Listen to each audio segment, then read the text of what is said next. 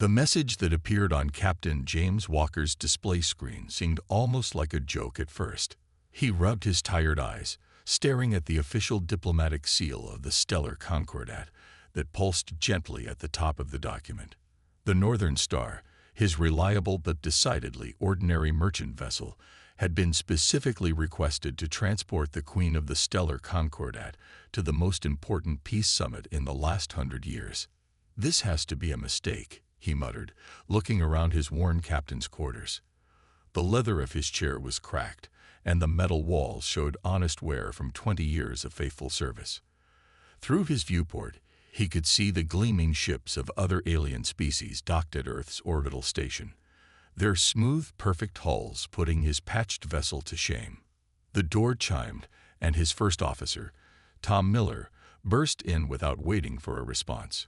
"Captain, have you seen the—" "I'm looking at it right now," Walker interrupted, gesturing at the screen.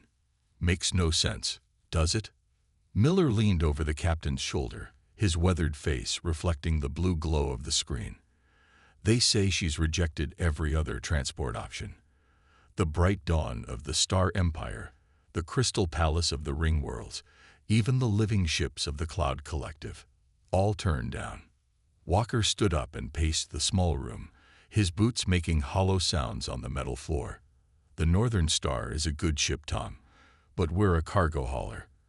We transport grain, manufacturing equipment, and colonial supplies. We're not equipped for royal passengers."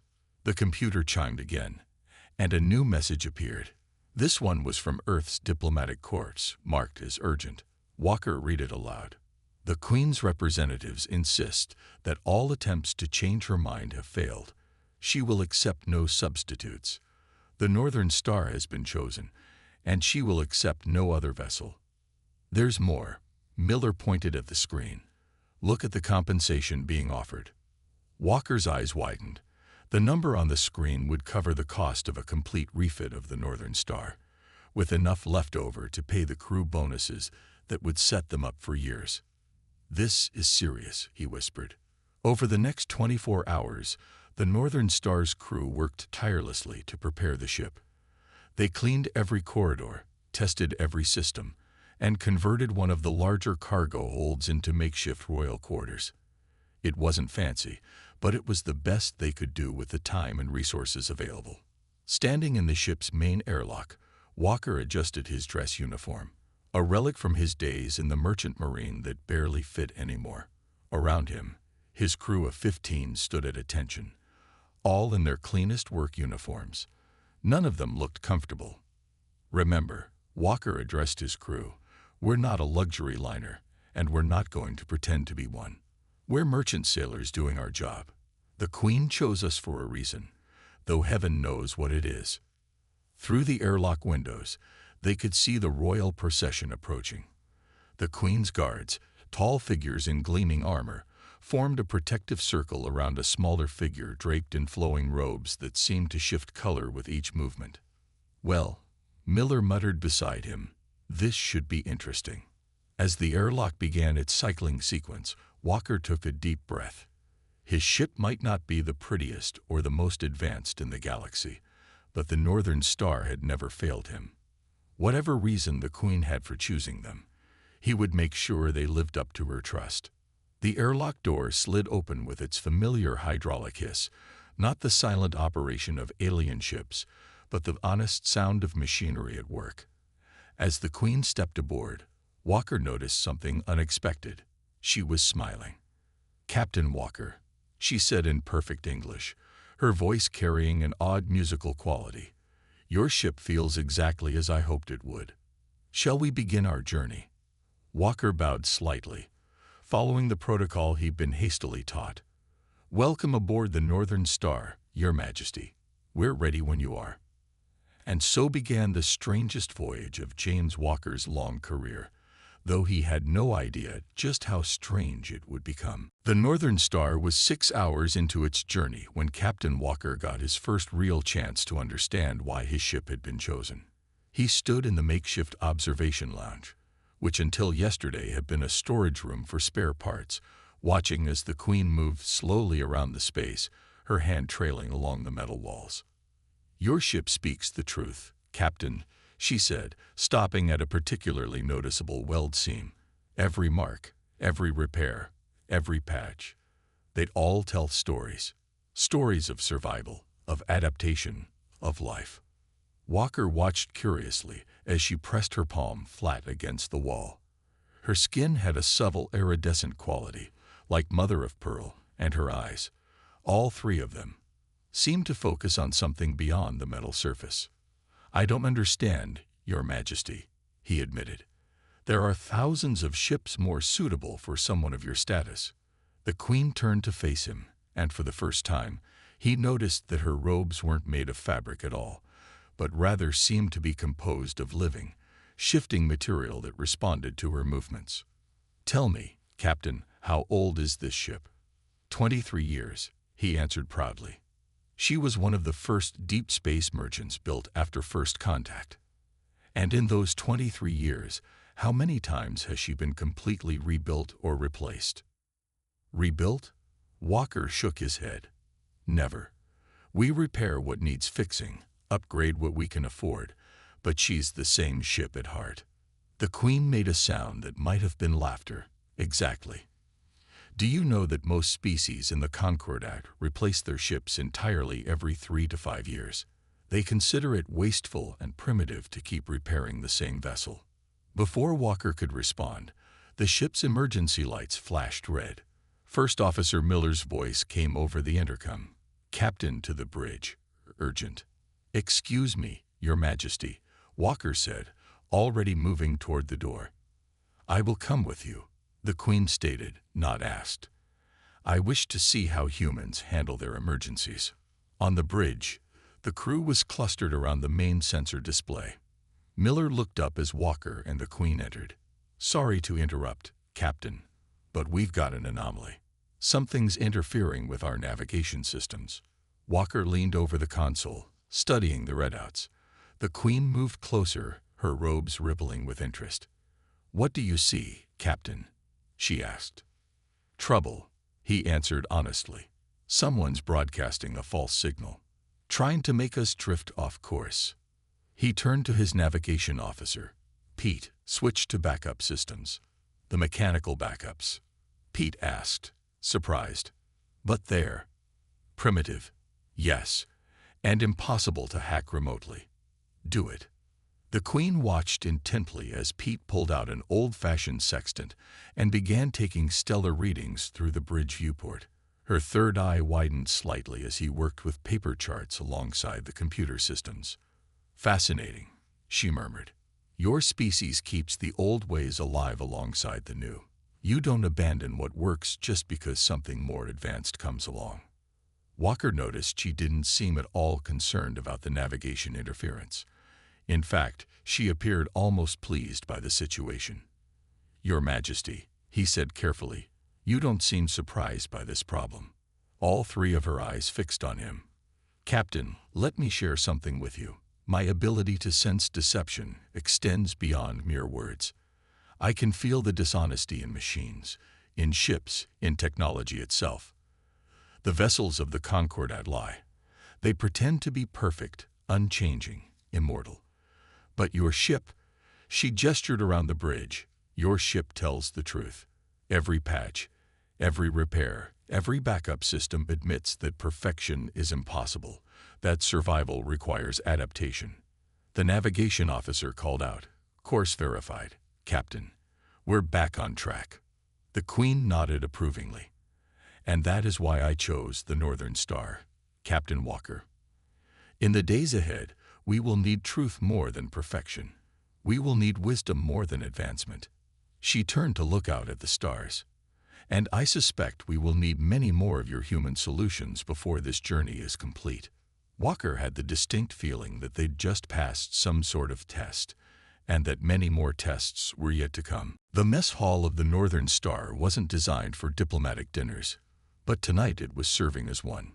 Captain Walker sat across from the Queen, who had insisted on eating with the crew rather than taking meals in her quarters. The standard metal tables and benches were the same ones the crew used every day.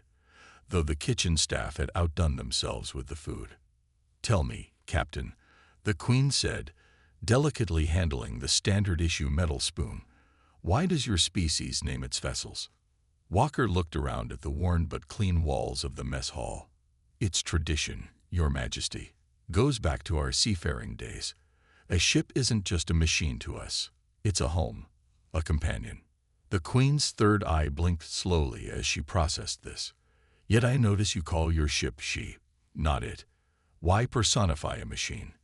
Before Walker could answer, a loud clang echoed through the ship, followed by the distinctive sound of the engine cycling down to auxiliary power.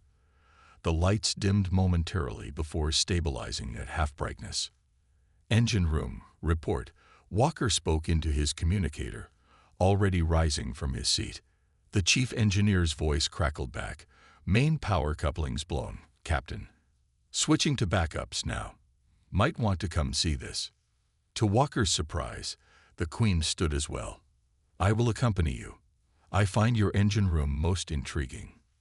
When they arrived at engineering, the scene was organized chaos. Chief Engineer Bill White was halfway inside an access panel, while other crew members moved with practiced efficiency, rerouting power and checking systems. "Look at this, Captain."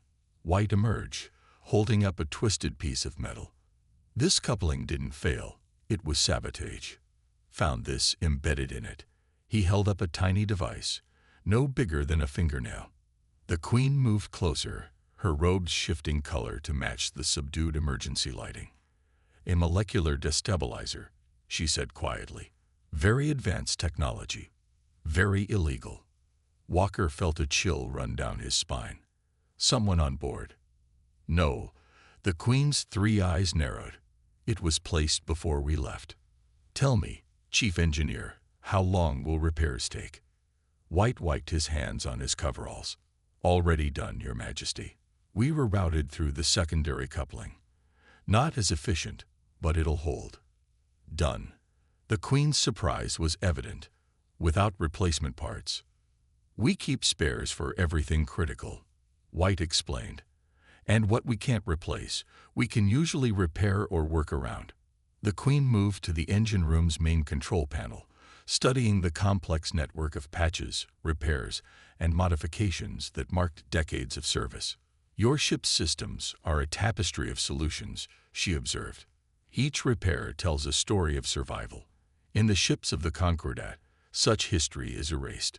Everything must appear new, perfect, untouched." Walker watched as she placed her hand on the thrumming engine housing. "You're not just talking about ships anymore, are you, Your Majesty?" Her robes rippled with what might have been approval.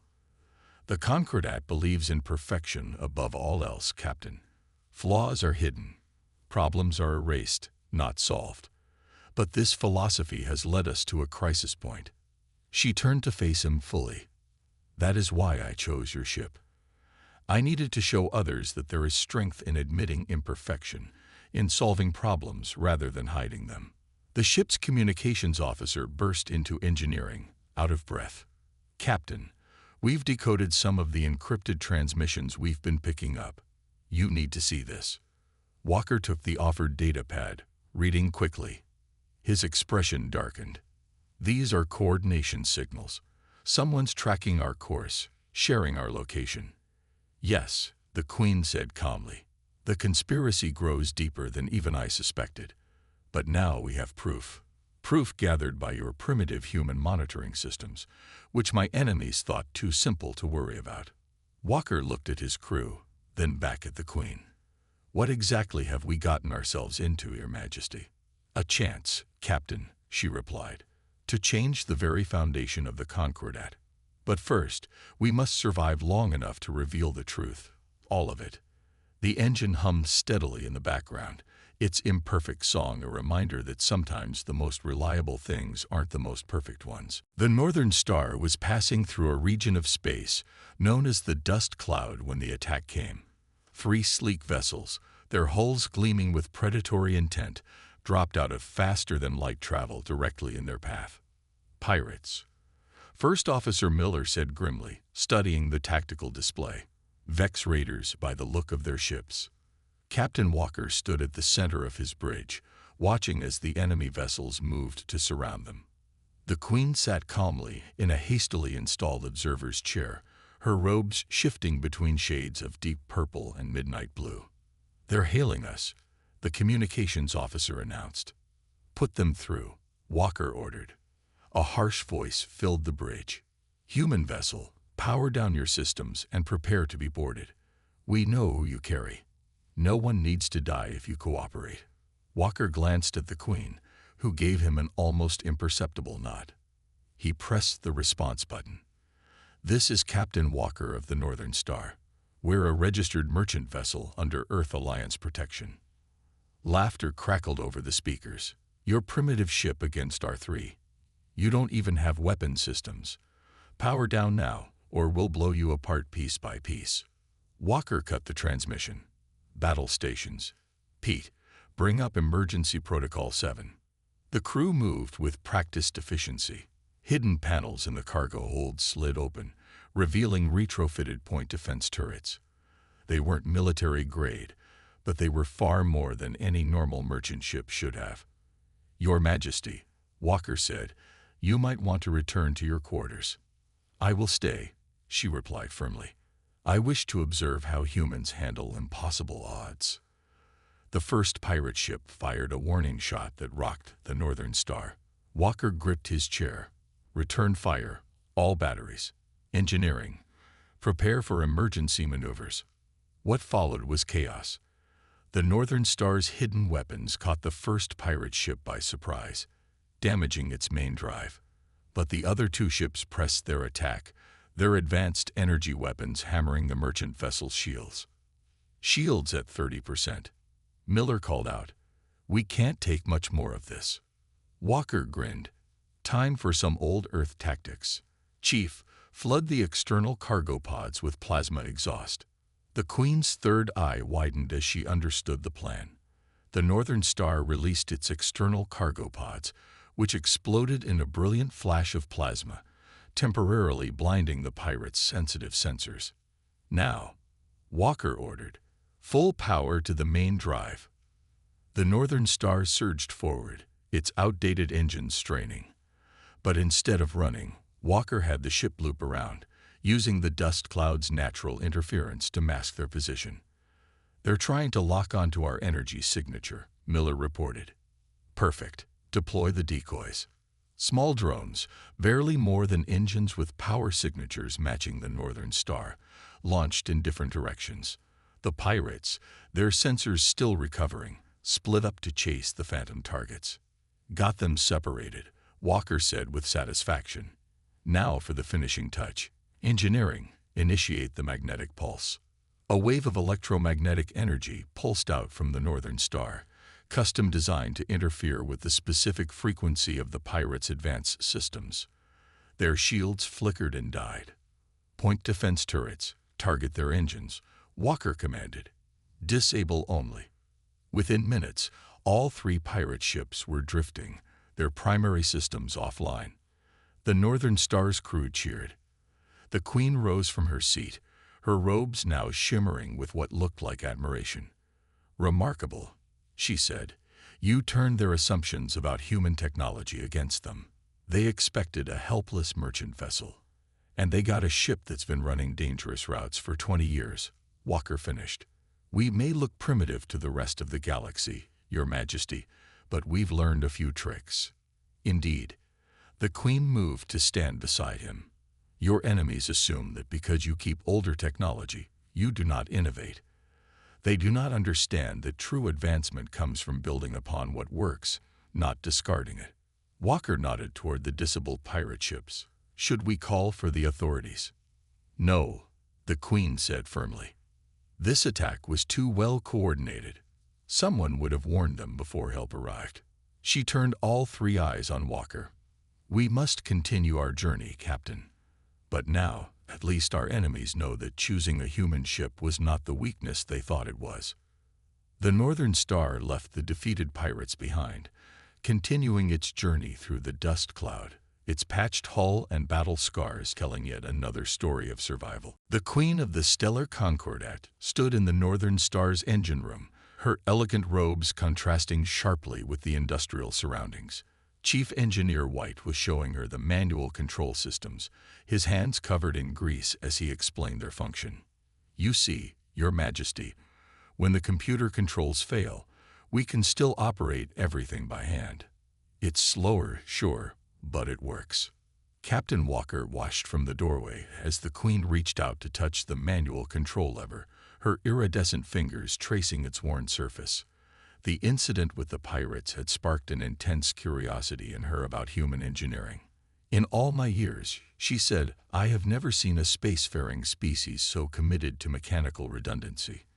Tell me, why keep these systems when automated ones are more efficient?" White wiped his hands on a rag. "Because automated systems can be hacked, jammed, or corrupted. But you can't hack a wrench, Your Majesty." The Queen's third eye blinked in what Walker had come to recognize as amusement. She moved to a workbench where various tools and spare parts lay scattered. "And these? In Concordat ships, parts are manufactured as needed, perfectly each time. We call this making do with what you have," White explained, picking up a part that had clearly been modified. "Sometimes you don't have the perfect part, so you adapt what you do have. It's not always pretty, but it keeps us flying." A sudden alarm blared through the ship. Walker straightened, but the Queen held up a hand. "A scheduled diagnostic," she said. "I asked your crew to run it. Watch." Two engineering crew members rushed to a panel where warning lights were flashing. Instead of immediately checking the computer readouts, they pressed their ears to the wall, listening to the machinery behind it. "Injector 3 is running rough," one said. "Sounds like a harmonic imbalance," the other agreed. "Computer says it's fine, but that sound isn't right." The Queen turned to Walker. "They trust their senses over the computer's analysis. Fascinating." "Machines can lie," Walker said, "but experience rarely does." "Yes." The Queen's robes shifted to a thoughtful shade of blue. "This is what the Concordat has forgotten. In our pursuit of perfection, we've lost the ability to adapt, to improvise. We replace rather than repair, discard rather than modify." She moved to a viewport, staring out at the stars. "Our civilization is like our ships, beautiful, perfect, and utterly rigid. When something breaks, we have no way to fix it except to replace it entirely." Walker joined her at the viewport. "Is that what this journey is really about? Teaching the Concordat to be more flexible?" "Partially," she admitted. "But there is more. Much more." She turned to face him fully. "Captain, your ship has proven that apparent primitiveness can hide great sophistication. That keeping old ways alongside new ones isn't weakness, but wisdom." Chief White called out from across the room. "Your Majesty, would you like to see how we realign the power couplings manually?" To Walker's surprise, the Queen's robes rippled with excitement. "Yes, please. Show me everything." For the next hour, the Queen of the Stellar Concordat, one of the most powerful beings in the galaxy, learned how to use a wrench. She listened intently as White explained basic mechanical principles, asked detailed questions about repair procedures, and even insisted on trying some basic maintenance tasks herself. "Your Majesty," Walker said finally, "we'll be approaching the Nexus point soon. We should prepare for the crossing." The Queen nodded, reluctantly setting down the tools. "Captain, your crew has taught me more in these few days than all my advisors have in years. They've shown me that true strength lies not in avoiding problems, but in having multiple ways to solve them." As they left engineering, Walker noticed something strange. Where the Queen's robes touched the tools and machinery, tiny patterns had formed, patterns that looked remarkably like the Northern Star's engine schematics. "Your Majesty," he asked carefully, "are your robes learning?" She smiled mysteriously. "Everything adapts, Captain. Everything learns. Even queens, even civilizations, especially when they must." The Northern Star dropped out of faster-than-light travel at the Nexus point, and Captain Walker's heart nearly stopped. Surrounding them, in a massive sphere formation, were at least 50 Concordat warships, their gleaming hulls catching the light of nearby stars.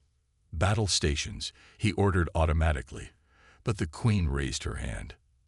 "That won't be necessary, Captain," she said, her robes shifting to a color Walker had never seen before. "This is what we've been waiting for." The bridge crew watched in tense silence as the warships held their position. The communications officer's console lit up. "Captain, we're receiving multiple hails. They're all demanding we surrender the Queen." Walker looked at their passenger, who seemed remarkably calm for someone surrounded by hostile forces. "Your Majesty." "Accept the primary hail," she commanded. "It's time to end this charade." The main screen flickered to life, showing a stern-faced Concordat admiral. His elaborate uniform sparkled with ceremonial medals. "Your Majesty," he said, his tone carefully neutral, "we've come to escort you the rest of the way. This human vessel is no longer necessary." "Admiral Reed," the Queen replied. "How interesting to see you here, so far from your assigned sector. Tell me, who ordered this impressive fleet movement?" The Admiral's expression tightened slightly. "The High Council is concerned for your safety, Your Majesty." "After the pirate attack." "The pirates you sent," the Queen interrupted, her third eye fixed on the Admiral with laser intensity. "Or perhaps we should discuss the sabotage attempts, the navigation interference, all carrying your personal encryption signature." Walker watched as the Admiral's composure cracked slightly. On the tactical display, he noticed the warships tightening their formation. "Your Majesty," the Admiral said stiffly, "you're clearly confused. This primitive vessel and its crew have addled your judgment. Come aboard my ship and—" "No." The Queen's voice carried such authority that even Walker felt compelled to stand straighter. "I will not. Captain Walker, please share the evidence we've collected." Walker nodded to his communications officer, who began transmitting data packets to every ship in the fleet. Sensor logs, communication records, and decoded transmissions, he explained, all showing a coordinated effort to either capture or eliminate the Queen. The Admiral's face darkened. "You dare accuse." "I dare to prove," the Queen cut him off. "This primitive human vessel has recorded everything. Their backup systems, which you thought too simple to monitor, caught every transmission. Their outdated sensors logged every signal." She stood, her robes now pulsing with patterns that matched the Northern Star's internal schematics. "This was never about transport, Admiral. This was about exposing those who think the Concordat must remain unchanging, perfect, and stagnant. Those who would rather destroy their Queen than see her bring change." The Admiral's facade finally cracked. "Change. You want to pollute our perfect society with human chaos. Their disorder, their improvisation, their imperfection, their adaptability," the Queen corrected, "their resilience. Tell me, Admiral, how did a single primitive merchant ship defeat your pirates? How did it survive your sabotage? How did it outmaneuver your best efforts?"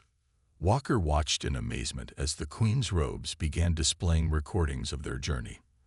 The manual repairs, the creative solutions, the successful defense against the pirates.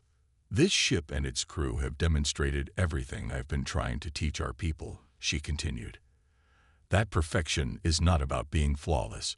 It's about having the wisdom to learn, adapt, and overcome." The Admiral's image suddenly flickered and disappeared. "They're powering weapons," Miller shouted. "No," the Queen said calmly. "Watch." On the tactical display, other ships in the fleet began moving, breaking the Admiral's formation. New communications flooded in.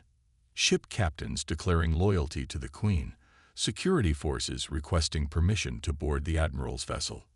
"You planned this," Walker realized. "All of it." "Not all," she smiled. "Your crew's ingenuity exceeded even my expectations. And now, thanks to you, the Concordat will learn to do what humans do best, adapt and survive." The Northern Star hung in space, its battle-scarred hull a stark contrast to the perfect ships around it. as the balance of power in the galaxy shifted. The Grand Hall of the Concordet's Central Council Chamber had never seen anything quite like this. The Northern Star's entire crew stood in their clean but worn uniforms, a sharp contrast to the gleaming perfection of the alien diplomats surrounding them. Captain Walker watched as the Queen, now dressed in robes that seemed to shift between all the colors they'd seen during their journey, addressed the assembled council. The Admiral and his conspirators stood in a containment field nearby, their once pristine uniforms now wrinkled and stained. For too long, the Queen's voice carried through the vast chamber. We have equated perfection with progress. We replaced what could be repaired, discarded what could be improved, and rejected anything that showed signs of age or wear. She gestured to the Northern Star's crew. But these humans taught me something vital. Their ship, which many of you dismissed as primitive, survived everything thrown at it. Not because it was perfect, but because it was designed to be imperfect, to be fixable, adaptable, resilient. Chief Engineer White stood a little straighter as the Queen approached him. This man showed me that a repaired part tells a story of survival, that a modified system shows innovation, that keeping old technology alongside new isn't weakness, it's wisdom. Walker noticed something remarkable happening. The Queen's robes were now displaying a complete technical readout of the Northern Star, every repair, every modification, every jury-rigged solution they'd implemented during their journey. Therefore, she continued, I am implementing immediate changes to the Concordet's technological protocols. All ships will now be required to maintain manual backup systems. All crews will be trained in basic mechanical repairs. And most importantly, we will establish a joint engineering program with Earth. Murmurs rippled through the assembly. The Queen raised her hand for silence. Furthermore, Captain Walker and his crew have demonstrated that humanity deserves more than the limited trading status we granted them. I hereby propose full membership in the Concordat for Earth and its colonies. The chamber erupted in discussion. Walker leaned toward his first officer. Did you know about this? Miller shook his head, grinning. Not a clue. But I like it. The Queen wasn't finished. She turned to face the Admiral and his conspirators. You fought to preserve what you saw as perfection. But in doing so, you proved my point. Your perfect ships were outmaneuvered by a merchant vessel. Your flawless plans were undone by backup systems you thought obsolete. Your encrypted communications were decoded by technology you considered primitive. She moved to stand beside Walker. The future of the Concordat lies not in sterile perfection, but in the messy, wonderful process of adaptation and growth. Captain, your ship's logs will be required study at our academy from now on. Walker bowed slightly. We're honored, Your Majesty. Though I'm not sure how exciting engineering logs will be. On the contrary, she smiled, her third eye twinkling. Your crew's solutions were often quite creative, particularly the plasma exhaust trick with the pirates. I believe several of our ship designers are already studying that recording. The formal ceremony that followed was brief by Concordat standards, only 3 hours instead of the usual 12. The Northern Star's crew received medals, Earth was granted full membership status, and new technological protocols were established. As they prepared to return to their ship, the Queen approached Walker one last time. Captain, I have one last request. Of course, Your Majesty. The Northern Star is scheduled for retirement soon, is it not? Walker nodded. Yes. After 23 years, she's due for decommissioning. Cancel those plans, the Queen ordered. Your ship will become the first teaching vessel in our new joint training program. Let future generations learn from her history, her scars, her stories. Looking around at his crew, seeing their proud faces and knowing what they'd accomplished, Walker smiled. I think the old girl would like that, Your Majesty. As they walked back to their ship, First Officer Miller chuckled. You know what this means, Captain. We've officially made fixing things with duct tape and wire into galactic policy. Walker watched as a team of Concordat engineers reverently studied the Northern Star's hull, pointing at repair patches and modifications with obvious excitement. Sometimes, Tom, the best way forward is to remember where you've been. The Northern Star had started her journey as an ordinary merchant vessel. She would end it as a symbol of everything humanity had to teach the galaxy. That perfection isn't about being flawless, but about having the wisdom and courage to learn from every flaw along the way.